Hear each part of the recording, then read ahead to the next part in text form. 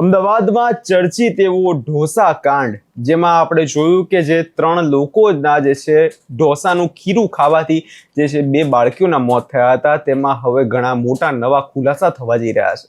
શું છે સમગ્ર મામલો, તેના વિશે વિગતે ચર્ચા કરીશું. નમસ્કાર, હું છું પ્રથમ મોદી, આપ જોઈ રહ્યા છો નિર્ભય ન્યૂઝ.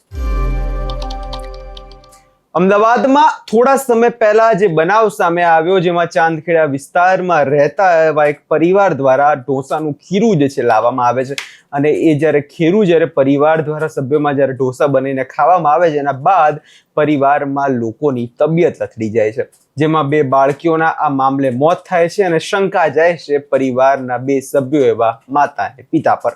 જે બાદ પોલીસ હવે તપાસનો ધમધમાટ જે છે આ કેસમાં શરૂ કરે છે, અને ઘણા છેલ્લા સમયથી ચર્ચાઓ એવી થઈ રહી હતી કે આ હત્યા છે કે શું. હવે આ મામલે જ્યારે જે દીકરી હતી જેને દફન કરવામાં આવી હતી, કારણ કે દીકરી 3 વર્ષ કે તેનાથી નાની હતી, તો તે જ્યારે તેની બોડીને બહાર લાવવામાં આવે છે અને પોસ્ટમોર્ટમ રિપોર્ટ તેનું કરાવવામાં આવે છે, પોસ્ટમોર્ટમના રિપોર્ટનો જે છે હવે ખુલાસો સામે આવ્યો છે.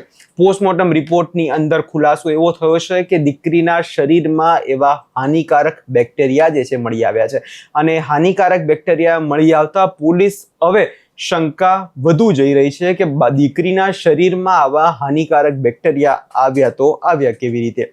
કેમ કે આખા સમગ્ર કેસની જો વાત કરવામાં આવે તો જે સમયે આખો બનાવ સામે આવ્યો હતો, એ સમયે પણ આપણે જોયું હતું કે લોકોમાં જે છે ભારે રોષ જોવા મળ્યો હતો, અને એ બાદ પોલીસ પણ આ કેસમાં એ જ રીતે તપાસ કર્યું છે. પોલીસે ઘણા બધા લોકોના નિવેદનો પણ લીધા હતા. જે શંકા સૌ પ્રથમ પહેલા જે દુકાન માલિક હતો, જે ઢોસાના ખીરાવાળો ઓનર હતો, તેના પર ગઈ હતી. કેમ કે એ ઓનર દ્વારા એવું પણ કહેવામાં આવ્યું હતું કે એ દિવસે તો મેં 150 થી 200 લોકોને જે ખીરું આપ્યું છે, તે છતાં ખાલી માત્ર આ પરિવારને જ કેમ આવી તકલીફ થઈ.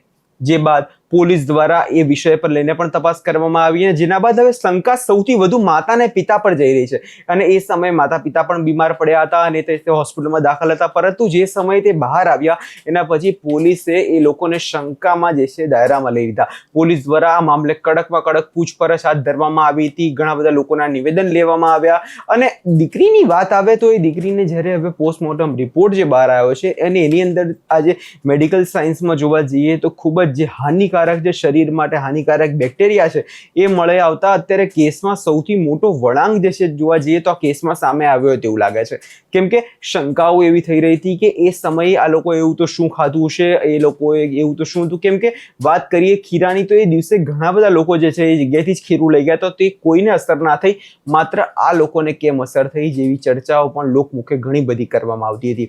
અને હવે આ જ કેસની અંદર જે અત્યારે પોસ્ટમોર્ટમ રિપોર્ટ છે એ મળી આવતા હવે આગળના દિવસોમાં આ કેસમાં જે છે વધુથી વધુ ખુલાસા થાય તેવી પણ અત્યારે શક્યતાઓ વ્યક્ત કરવામાં આવી છે. કેમ કે નોંધનીય છે કે 29 માર્ચના રોજ ચાંદખેડામાં જે 2 બાળકીઓ છે તેના ટૂંકા અંતરાલમાં રહસ્યમય રીતે જે મોત નીપજે તબક્કે આ ફૂડ પોઈઝનિંગનો કિસ્સો હોવાનું મનાતું હતું. જોકે પોલીસ અને FSLની ટીમે સતત આ મામલે ઊંડાણપૂર્વક તપાસ જે છે આ કેસમાં હાથ ધરી હતી, અને આ તપાસ હાથ ધર્યા પછી જ પોલીસ અત્યારે જે છે એક નિવેદન પાસે પહોંચી છે. એક ચોક્કસ કારણ પોલીસ અહીંયા એવું લાગી રહ્યું છે કે કદાચ આ મામલે આની પાછળ હત્યાનું કારણ જ હોઈ શકે.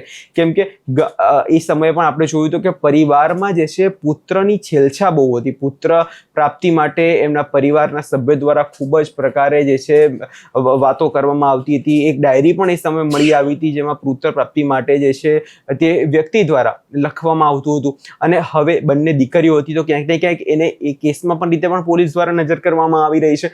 પરંતુ જે પ્રકારે અત્યારે આ કેસમાં સમગ્ર અત્યારે વળાંકો સામે આવી રહ્યા છે, પોસ્ટમોર્ટમ રિપોર્ટ બહાર આવ્યો છે, હવે આગળના દિવસોમાં નજર એ રહેશે કે આ કેસમાં આખરે થાય છે શું આ ખરેખર કોઈ હત્યાનું જ કારણ છે કે પછી ખાલી માત્ર ફૂડ પોઈઝનિંગનો કિસ્સો.